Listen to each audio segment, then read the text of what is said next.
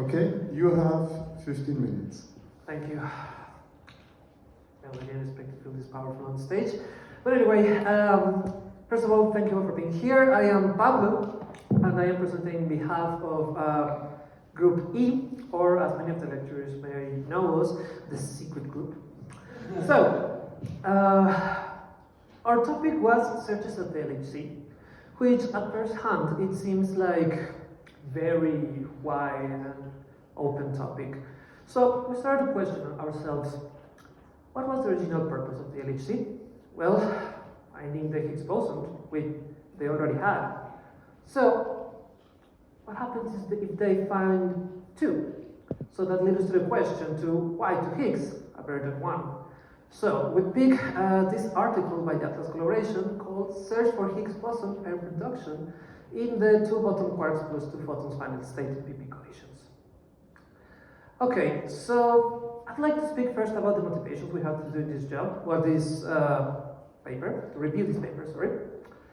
And it's basically because we want to see what's beyond. And see what's beyond, it's seen beyond the standard model. So, the motivation is very much, well, if not self-explanatory, but it's very interesting to look into it because we aim to explore or to test the Higgs potential, as we can see here, specifically this quartic term that will help us with a few problems that already are under research, which are, for example, the hierarchy problem, baryogenesis, the metastability of the Higgs vacuum, and in general, for search for new particles beyond the standard model. Okay, so by this, I'm going to start to describe what we're looking for, or exactly what we will call a signal into this particular process, that is the final state of BP gamma gamma. And okay, here I'm going to make a little pause, just a little bit. That is because during this analysis, and I know that even when I start talking about the motivation, I am a little bit vague, but there's a reason for it. Well, the people at Atlas that did this analysis were very clever because they weren't sure enough with just one probe. They wanted to do 2 probes. So, this is basically what they did. What they wanted to find is a process. In this case, we found, at least we present 2 of those that they analyzed. That is the gluon-gluon fusion and the vector boson fusion, which presented a pair of Higgs bosons. In this case, this is the first of the probes, that is a non-resonant search. And something that I want to highlight a little bit more is these 2 particular processes. Because this little triangle and this second process, what have they that is of most interest?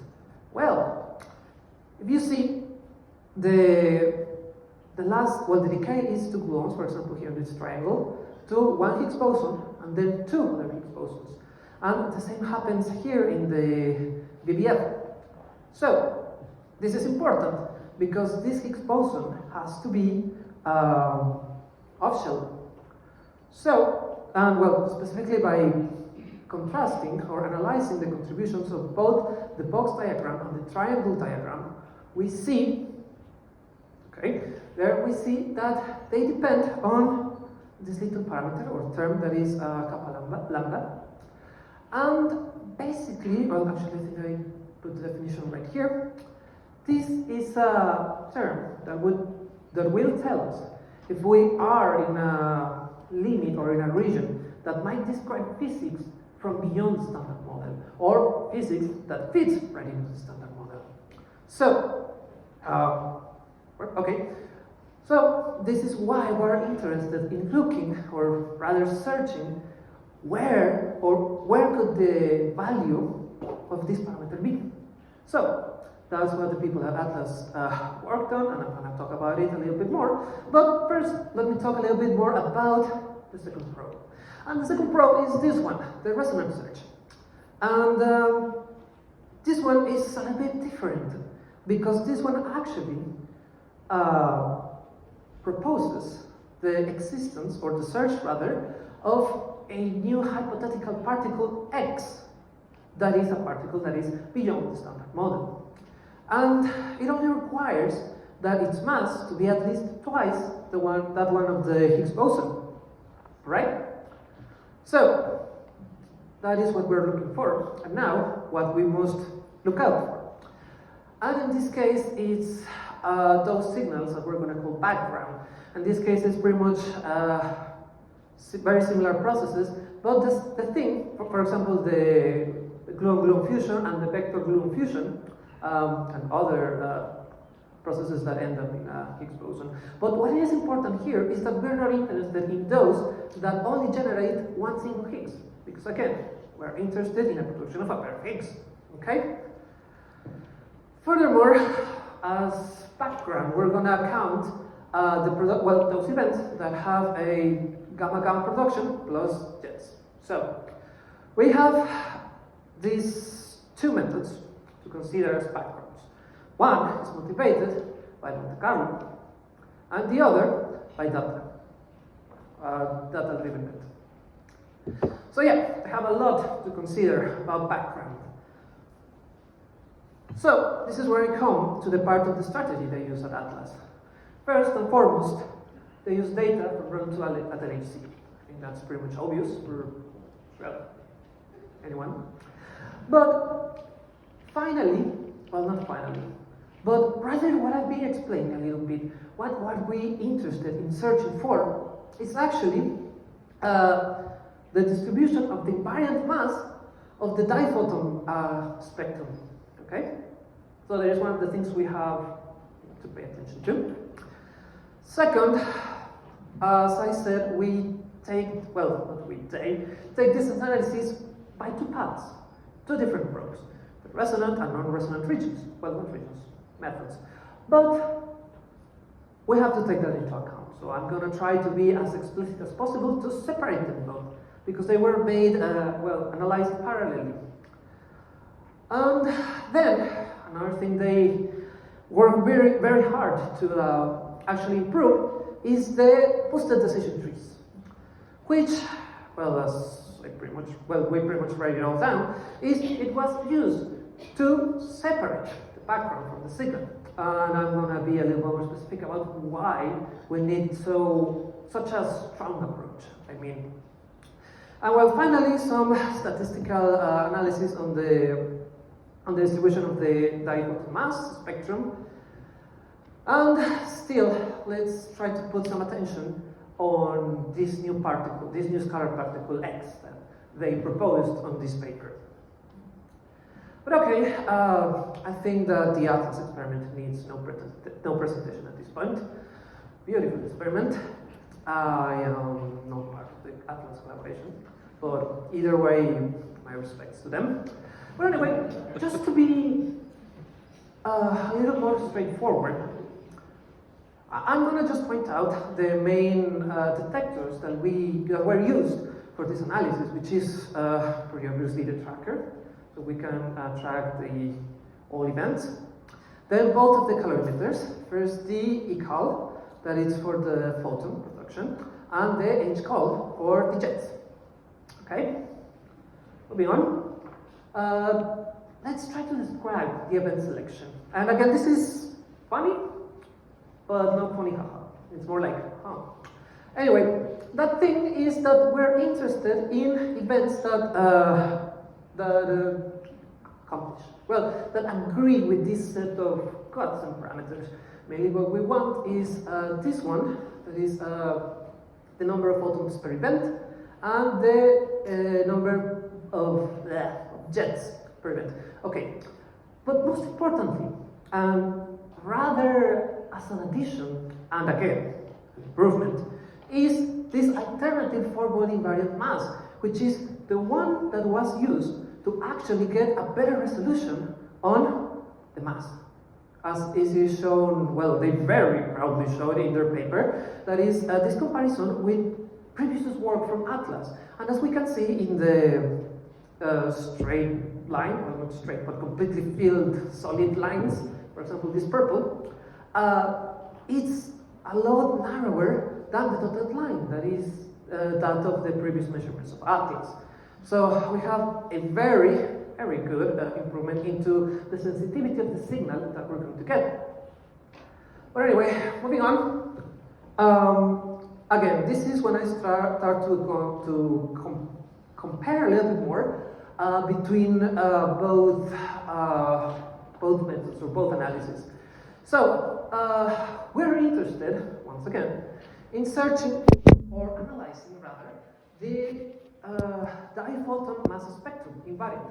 So what we did here, well, what they did here rather, is to define some range for low mass and high mass, so that they could use this boosted decision tree and then further combine them into both regions to actually get a better description or a more sensible description of the background. So, you work today, you make me a great favor. Okay, was it? Okay, no, I skipped it. Okay, so, once knowing that, if we can get a better description for the background, now it's time to separate it from the signal. And this is very important because the actual statistic that we have for the signal they were looking for was very small. And we made this little cartoon of a plot about the method that was used. Once again, this is the second time you may listen to the crystal ball function was used to actually feed separately both background and the signal. But apart from that, what the people at Atlas used was this exponential function to fit over the whole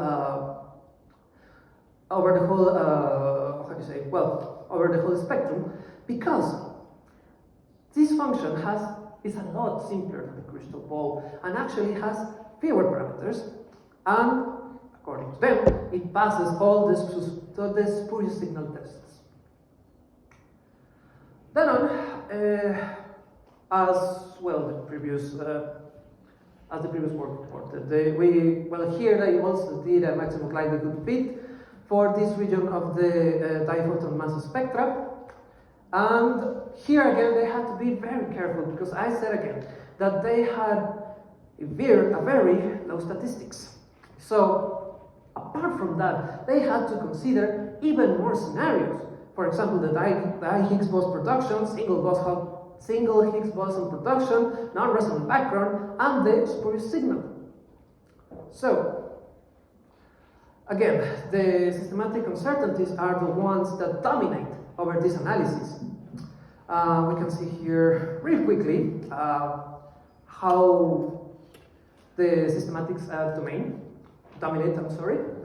But finally, to the piece of cake, the piece of resistance. We got the results. So first, for the non-resonant analysis, we have this. We have the cross-section of the final state that actually is plotted in function of this parameter, or this term, kappa lambda. What they expected here to see is to see how it compares this theoretical model to that of the standard model and compare whether or not it fit. And as we can see, they narrow it down, the value of kappa lambda, to this section with the star. And we can see that the interval it may leave fits good in the standard model prediction. So, even though here, in this result, there's no sign of particles, or physics rather, beyond the standard model, they did make a theory that fits with what was predicted by the standard model. Okay? Finally, for the resonant part, they also plotted the cross-section, but this time as a function of the mass of the expected scalar particle x.